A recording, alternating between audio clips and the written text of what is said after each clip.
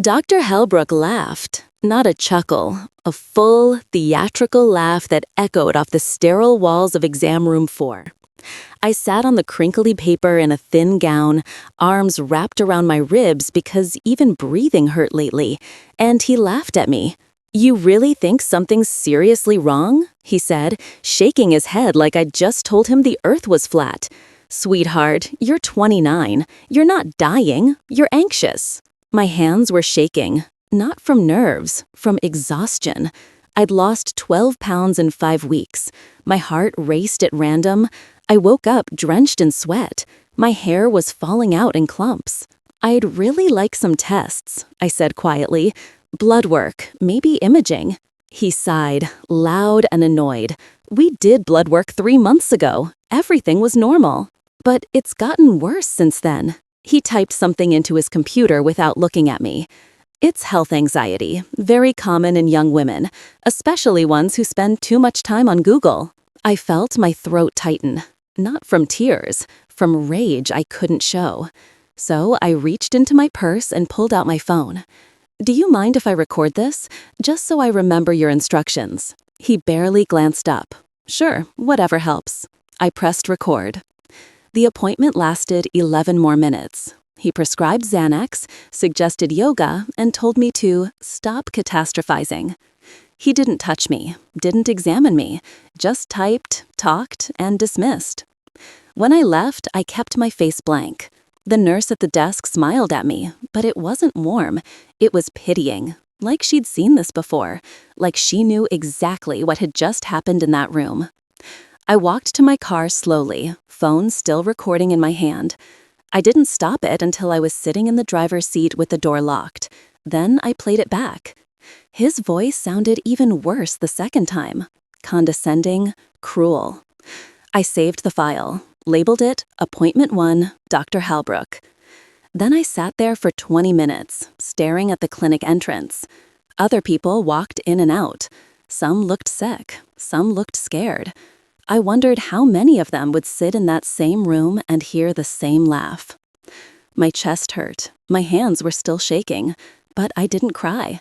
I just started the car and drove home in silence, my mind already working through something I didn't have words for yet. 2 days later, I collapsed in the grocery store. One moment I was reaching for a box of pasta. The next, I was on the floor, vision swimming, a stranger asking if I was okay. The paramedics came, checked my vitals. My heart rate was 140, resting. They wanted to take me to the ER. I said no, I couldn't afford it, not without knowing what was wrong.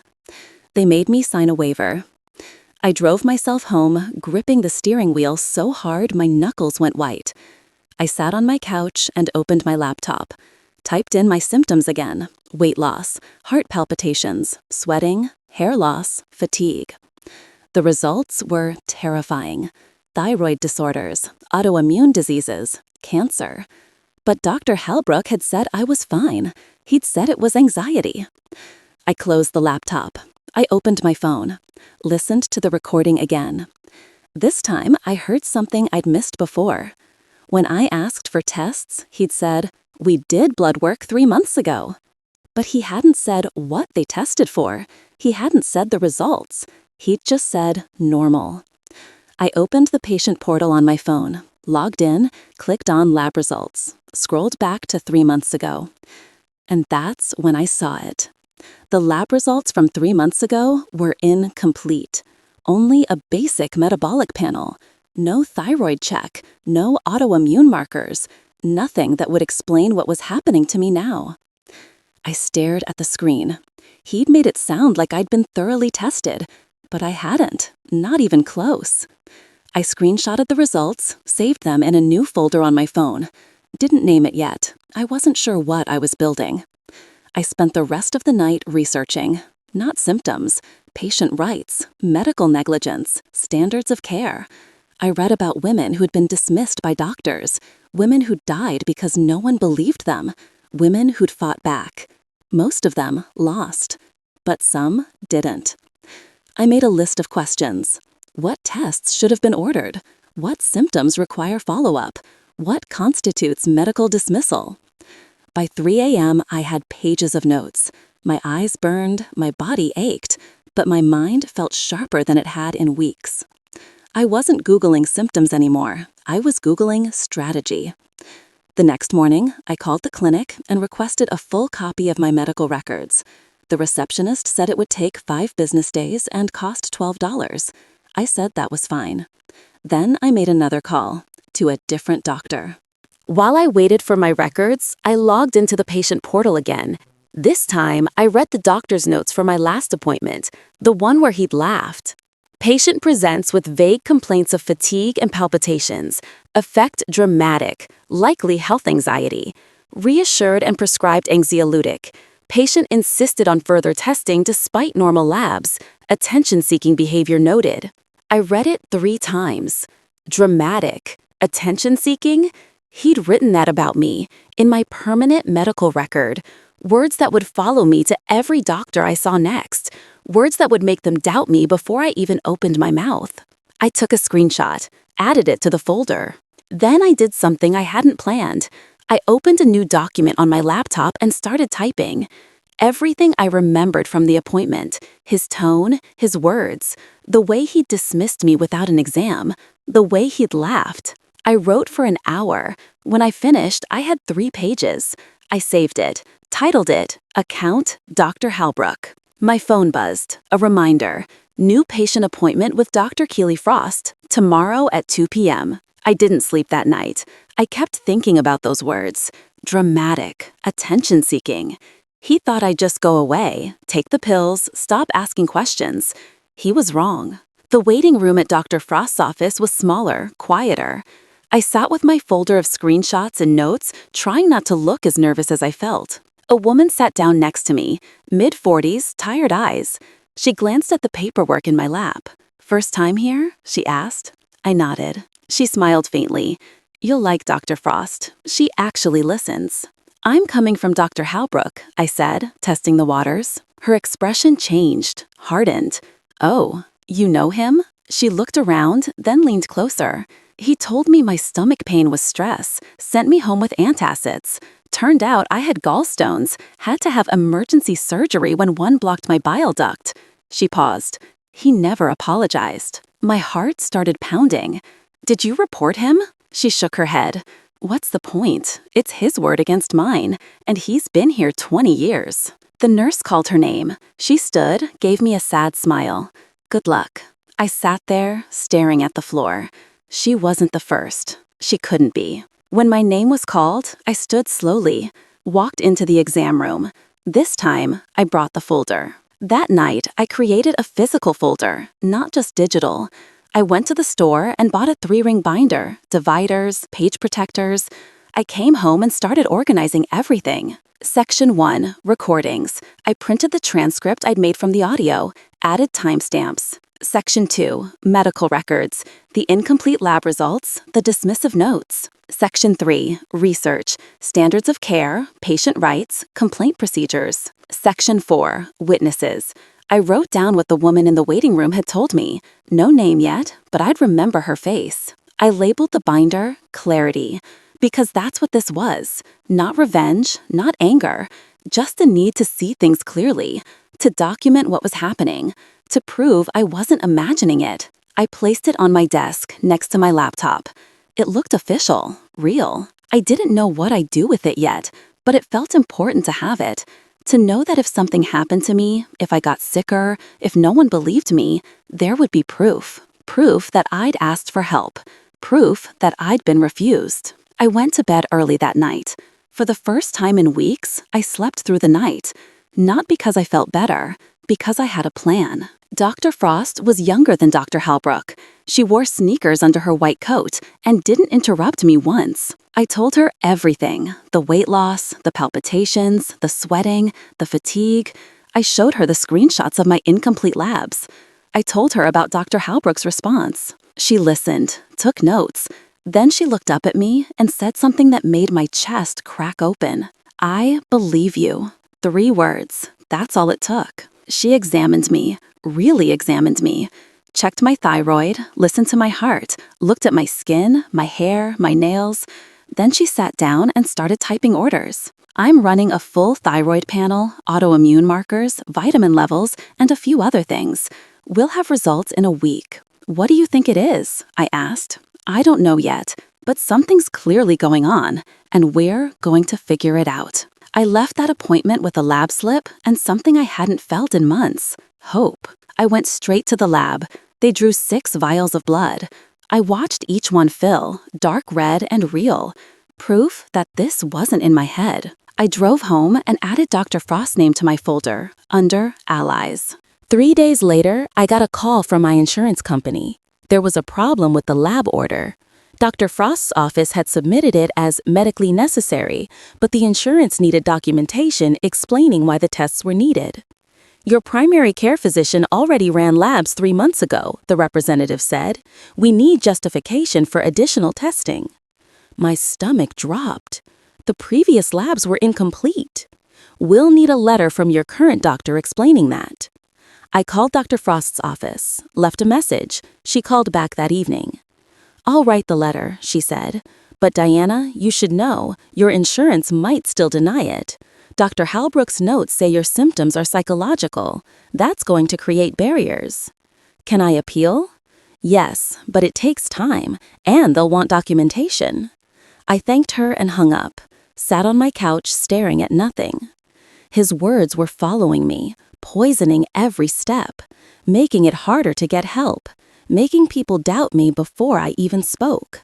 I opened my laptop, searched patient complaint process and the name of Dr. Halbrook's clinic. A page loaded. There was a form, a phone number, an email address. I stared at it for a long time. Then I closed the laptop. Not yet. I needed more.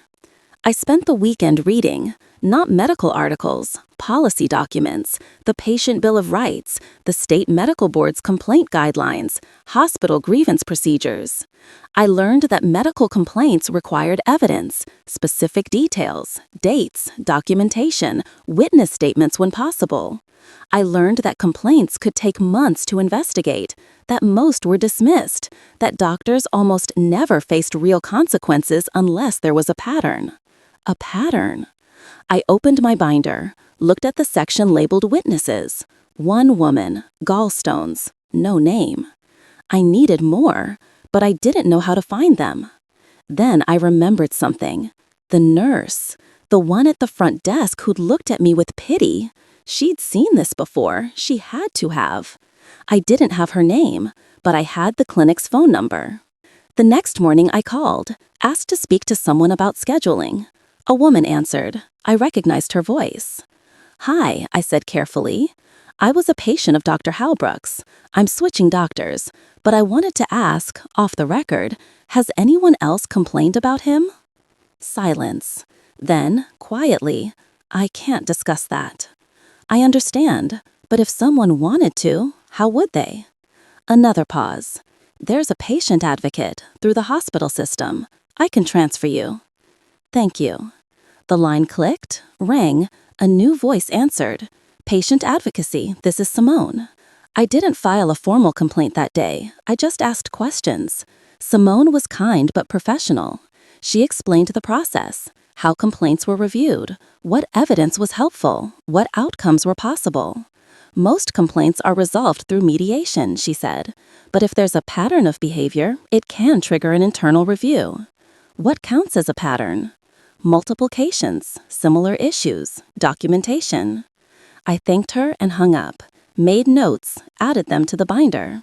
That night, I got an email from an address I didn't recognize. Subject line, "You're not wrong." I almost deleted it, thought it was spam, but something made me open it. I'm a nurse at the clinic. I can't give you my name, but I saw what happened. You're not the first patient he's treated that way. Keep everything. Document everything. You're going to need it. No signature, no follow-up contact. I read it 5 times. Then I screenshotted it, printed it, added it to the binder under witnesses. I replied, "Thank you. If you ever feel safe sharing more, I'm listening." The email bounced back. Address didn't exist. She'd created a burner account just to send that message, just to tell me I wasn't crazy. I sat at my desk, hands shaking. Not from fear, from validation. My medical records arrived on a Thursday, a thick manila envelope with my name printed on a label. I paid the $12 and carried it to my car like it was evidence in a crime scene, because it was.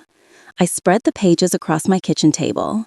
Appointment notes, lab results, prescription history, everything Dr. Halbrook had written about me over the past 2 years. I read every word. Patient overly focused on symptoms. Patient exhibits health anxiety behaviors. Patient requested unnecessary testing. Patient difficult to reassure. And then, the one that made my blood go cold. Discussed possibility of somatic symptom disorder.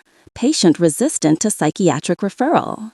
He'd been building a narrative, not about my health, about my mental state, making it look like I was the problem, that I was imagining things, that I was unreliable. If I died, this would have been the record, the proof that I was just an anxious woman who wouldn't listen. I took photos of every page, highlighted the most damaging phrases, added them to the binder. Then I noticed something. In the notes from my last appointment, the one I'd recorded, he'd written, "Patient became argumentative when offered reassurance." Argumentative. I'd asked for tests. That was it. I opened the recording, played it back, compared it to his notes. They didn't match at all. He'd lied, in writing, in my permanent record. That's when I knew this wasn't just dismissal. It was calculated. I started building the formal complaint that weekend.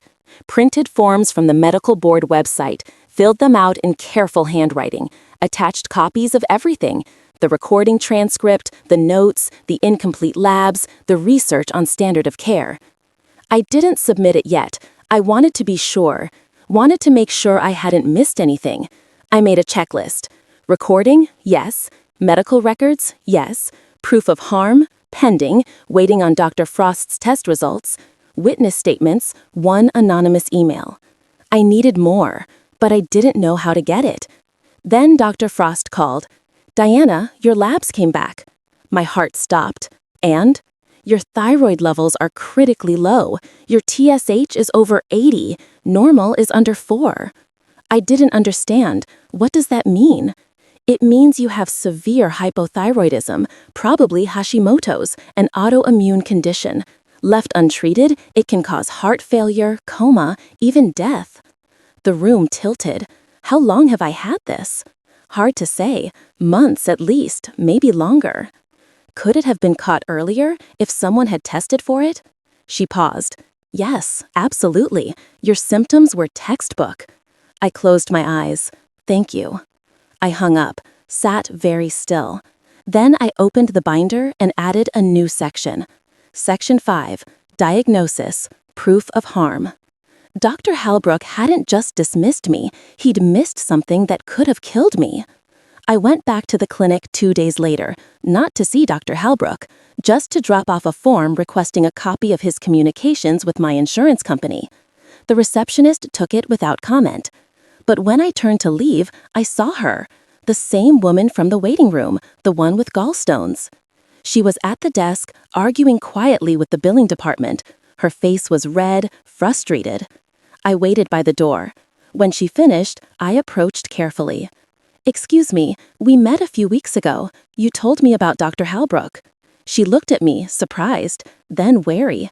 "Yeah, I remember. I'm filing a complaint against him with the medical board. If you'd be willing to share your experience, it would help." She stared at me for a long moment. "You're serious?" "Yes." She glanced around, then pulled out her phone. "Give me your number. I'll think about it." I gave it to her. She saved it. Didn't say anything else, just walked out. I stood there, heart pounding. Then I noticed something. The receptionist was watching me. Her expression had changed. Not pity anymore. Something else. Respect, maybe, or fear. I left quickly, got in my car. My phone buzzed before I even started the engine. Unknown number. "This is Simone from Patient Advocacy. Can you come in tomorrow?" The Patient Advocacy office was tucked in the hospital's administrative wing. Beige walls, fluorescent lights, a waiting area with chairs no one sat in. Simone was younger than I expected, professional but warm. She gestured to a chair across from her desk. "Thank you for coming," she said. "I wanted to talk to you about your inquiry last week." I nodded, cautious. She folded her hands.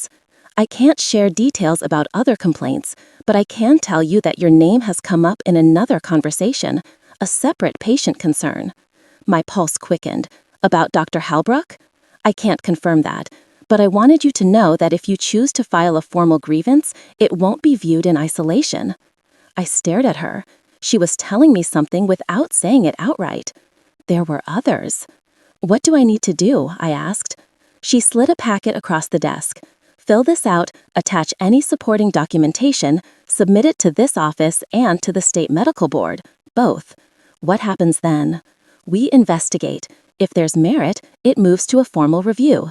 I took the packet. "How long does that take?" "Depends. But Diana," she leaned forward slightly, "don't wait. The more documentation we have, the stronger the case." I left that office with the packet and a strange sense of momentum, like something was already in motion, something I hadn't started but was now part of. That night, my phone rang. Unknown number. I almost didn't answer. "Hello?" Heavy breathing. Then a woman's voice, shaking. "Is this Diana?" "Yes. Who is this?" "You don't know me, but I was a patient of Dr. Halbrook. Someone told me you're filing a complaint." I sat up straight. "Yes, I am. I want to help. What happened to you?" She exhaled, shaky. "I went to him with chest pain. He said it was panic attacks, gave me Ativan. 3 weeks later, I had a heart attack. I'm 34. My stomach twisted. "Did you report it?" "No, I was scared. I thought it was my fault, that I hadn't explained it right." "It wasn't your fault." Silence. Then, quietly, "Can I send you my records?" "Yes, please." She hung up. 10 minutes later, an email arrived. Scanned documents, appointment notes, ER report, cardiology follow-up. I read every page. The pattern was identical. Dismissal, psychological diagnosis, refusal to investigate. I added her to the binder, gave her a code name, Patient B. By midnight, I had 3 more emails, 3 more women, all with similar stories, all terrified to come forward alone. I replied to each one, told them they weren't alone, told them I was building something. I didn't sleep that night. I just kept organizing, adding, cross-referencing. The binder wasn't thin anymore. It was thick, heavy, real. Dr. Frost called the next morning with my official diagnosis report. Hashimoto's thyroiditis, severe. She'd started me on medication, but it would take weeks to feel better. "I'm writing a letter for your insurance appeal," she said. "But Diana, I need to ask, are you planning to file a complaint against Dr. Halbrook?" I hesitated. "Why?" "Because if you are, I'll include a statement about the standard of care, what he should have tested for, what he missed." "You'd do that?" "Yes, this wasn't just a mistake. This was negligence." I thanked her, hung up, stared at the binder on my desk. It wasn't just my story anymore. It was 5 women, maybe more, all dismissed, all harmed, all terrified to speak up. I opened my laptop, filled out the formal complaint form, attached everything, the recording, the records, the diagnosis, the witness statements. At the bottom, there was a section for desired outcome. I typed, investigation into pattern of care, protection for future patients. I didn't ask for money, didn't ask for an apology, just accountability. I hit submit at 11:43 p.m. on a Tuesday. The confirmation email arrived instantly. Your complaint has been received. Case number 24-7731. I exhaled slowly. Then I closed the laptop and went to bed. For the first time in months, I slept deeply. Not because it was over, because it had finally begun. 2 weeks later, I went to the clinic to pick up a prescription transfer. The atmosphere was different, tense. The receptionist barely made eye contact. I saw 2 nurses whispering near the back hallway. When they noticed me, they stopped abruptly. One walked away quickly, the other just stared. I picked up my paperwork and left, but as I reached my car, I saw him, Dr. Halbrook, walking toward the building from the parking lot. He looked tired. His tie was crooked. He didn't see me. But I saw him. And for the first time, he didn't look untouchable. He looked worried. I got in my car and drove away. That evening, I got a text from the woman with gallstones, the one from the waiting room. I filed my complaint today, used your case number as reference. Thank you. Then another text from patient B. I submitted mine too. Then another, and another. By the end of the week, 7 women had filed formal complaints, all referencing case 24-7731. I didn't organize it. I just started it. And once it started, it spread. The medical board sent me a letter. They were opening a formal investigation. Dr. Halbrook had been notified. I was listed as the primary complainant. I read the letter twice. Then I put it in the binder. The final page. 3 days after the letter arrived, my phone rang, the clinic's main number. I let it go to voicemail. Miss Diana, this is Dr. Halbrook. I'd like to speak with you about some recent misunderstandings. I think there's been a miscommunication, and I'd appreciate the chance to clarify things. Please call me back at your earliest convenience. His voice was calm, too calm, rehearsed. I saved the voicemail, played it for Simone the next day. She listened without expression. Then she said, "Don't respond. If he contacts you again, document it and let me know immediately." Is he allowed to do that? Technically, yes, but it's unusual, especially during an open investigation. That night, he called again. I didn't answer. He left another voicemail. "Diana, I really think we should talk. I'm concerned that you've misunderstood my approach to your care. I'd hate for this to become adversarial. Please reach out." I forwarded it to Simone and to the medical board. The third time he called, I answered, put him on speaker, hit record. "Hello? Diana, thank you for picking up. I wanted to, Dr. Halbrook, I'm not comfortable speaking with you directly. If you have concerns, please address them through the formal complaint process. I just think if we could talk, we could clear this up." There's nothing to clear up. Goodbye. I hung up. My hands were shaking, but I'd done it. I'd stayed calm, professional, recorded. He didn't call again. The letter arrived on a Saturday. State Medical Board, certified mail. Notice of formal hearing, case 24-7731. You are hereby summoned to provide testimony regarding complaint filed against Marcus Halbrook, MD. The date was circled, 3 weeks away. My hands shook as I read it. This was real. This was happening. I called Simone. She walked me through what to expect. I'd be asked questions, I could bring documentation, I could bring support. Will he be there? I asked. Yes, he has the right to face his accuser. I felt my stomach drop, but I didn't back down. Okay, I spent the next 3 weeks preparing. I printed new copies of everything, organized the binder into a presentation format. I practiced my testimony in front of the mirror. I didn't rehearse emotion. I rehearsed facts, dates, details, calm, clear truth. The night before the hearing, patient B called me. "I'm coming tomorrow," she said, "to support you. You shouldn't have to do this alone. You don't have to." I know, but I want to. The next morning, I woke up early, put on a simple blouse and slacks, no jewelry, no makeup. I wanted to look exactly like what I was, a person telling the truth. I drove to the medical board building in silence, parked, sat in the car for 5 minutes. Then I picked up my binder and walked inside. The hallway outside the hearing room was cold, sterile. I sat on a bench, binder in my lap, trying to keep my breathing steady. Then I saw him. Dr. Halbrook walked down the hallway with a man in a suit. His attorney, probably. He looked smaller than I remembered, older. His confidence was gone. Our eyes met. He stopped walking, just for a second. His face went pale, like he was seeing me for the first time, really seeing me, not as a patient, not as a nuisance, as someone who had power now. He looked away quickly, kept walking, disappeared into a side office. Patient B arrived 10 minutes later, then the woman with gallstones, then 2 others. They sat beside me on the bench, didn't say much, just sat there, present, witnesses. At 9 a.m., the hearing coordinator called us in. The room was smaller than I expected. A long table, 4 board members, a court reporter. Dr. Halbrook sat on one side with his attorney. I sat on the other, alone. The board chair introduced herself, explained the process. Then she looked at me. "Miss Diana, please present your testimony." I opened the binder and I began. I spoke for 20 minutes. I didn't cry, didn't yell. I just laid it out, chronologically, factually. I described my symptoms, the appointments, the dismissals. I read excerpts from his notes, showed the incomplete lab work, explained the recording. Then I played it. The room went silent. His laugh echoed through the speakers, his condescension, his refusal to help. When it ended, no one moved. The board chair looked at Dr. Halbrook. "Do you remember this appointment?" "Yes," he said quietly. "Do you dispute the accuracy of this recording?" "No."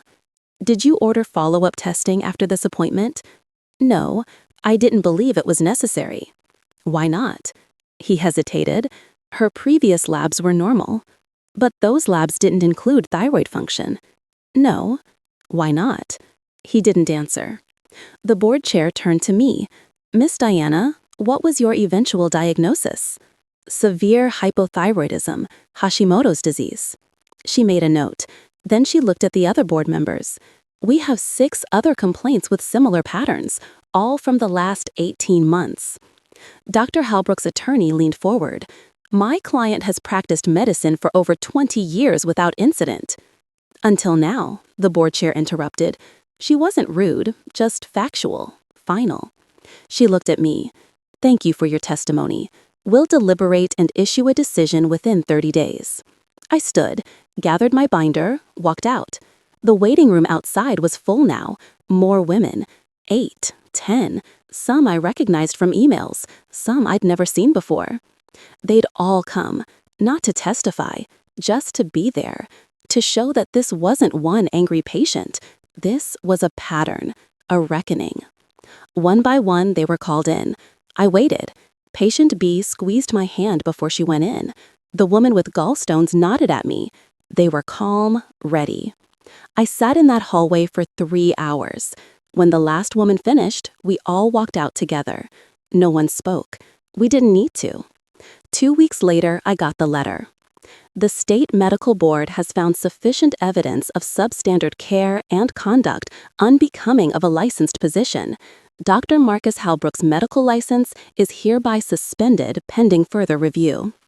Suspended, not revoked, not yet, but suspended. His practice was closed, his patients were transferred, his name was listed publicly on the medical board website under disciplinary actions. I read the letter 3 times, then I put it in the binder, closed it, and put the binder on a shelf. I didn't frame it, didn't celebrate, I just let it sit there. Proof that I hadn't imagined it, proof that the system, however broken, could still work. If you fought hard enough, if you didn't give up, if you made them listen. A month later, the local paper ran a story. Doctor's license suspended after multiple patient complaints. It didn't name me, but it mentioned the recording, the pattern, the harm. I read it once, then I let it go. I started seeing Dr. Frost regularly. My medication was adjusted. My symptoms improved, slowly. I gained weight back, my hair stopped falling out, my heart rate stabilized. I wasn't cured. Hashimoto's doesn't work that way. But I was managed, stable, believed. One afternoon, patient B texted me. "They're filing a class action, civil suit. You interested?" I thought about it, but I didn't need money. I needed closure. "No," I replied, "but I'll support anyone who does." She sent back a heart emoji. I deleted the recording from my phone that night. I didn't need it anymore. It had done its job. But I kept the binder, just in case, because I knew now that silence protects the wrong people, and speaking up, even when your voice shakes, protects the right ones. Dr. Halbrook never contacted me again. I heard through Simone that he'd moved to another state. I didn't look him up, didn't care. He was someone else's problem now, or maybe, hopefully, no one's. I drove past the clinic a few months later. The sign was different, new name, new doctors. I didn't stop. But I did think about the woman in the waiting room who'd whispered to me that day, the nurse who'd sent the anonymous email, patient B, and the others who'd found the courage to speak after I did. I hadn't set out to be a whistleblower. I just wanted someone to believe me, to take my pain seriously, to run the tests, to care. And when no one did, I made them. Not with revenge, not with anger, just with evidence, documentation, truth. Dr. Froth told me once, "You saved lives by telling your story, not just your own." Maybe, I don't know. I just know that I stopped being silent, and that made all the difference. I still have Hashimoto's. I probably always will. But I have a doctor now who listens, who treats me like a person, not a problem, who orders the tests I need without making me beg.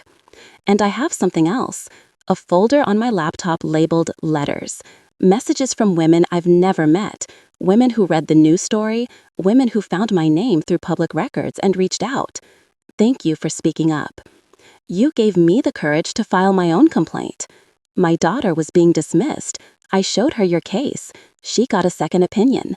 They found leukemia, early stage. She's in treatment now. I read every message. I answer when I can. I tell them the same thing every time. Trust your body. Document everything. Don't stop asking questions. Last week, I got a package in the mail. No return address. Inside was a small card. I was the nurse at the front desk. I quit after you filed your complaint. I should have done it sooner. Thank you for being braver than I was. No name, just that. I keep it on my desk now, next to the binder, reminders that silence has a cost, and so does speaking, but only one of those costs is worth paying. I'm not a hero. I'm just a woman who got tired of not being believed, who had a phone with a recording app and enough stubbornness to see it through. Dr. Halbrook taught me something, though he never meant to. He taught me that a white coat doesn't make someone right, that credentials don't equal compassion, that sometimes the most dangerous thing in a hospital isn't the disease, it's the arrogance. I pass by his old clinic sometimes. The lights in his office are always dark now, empty, and every time I see it, I don't feel anger, I don't feel triumph, I just feel relief. Relief that I trusted myself, that I didn't give up, that I made them listen. And relief that somewhere out there, another woman is sitting in a doctor's office right now, being dismissed, being told it's all in her head, and maybe, just maybe, she's pressing record. Because that's how it changes, one voice at a time, one recording, one complaint, one woman who refuses to be silent. I was that woman, and I'm still here, still believed, still fighting, still alive. And that, in the end, is the only revenge that matters.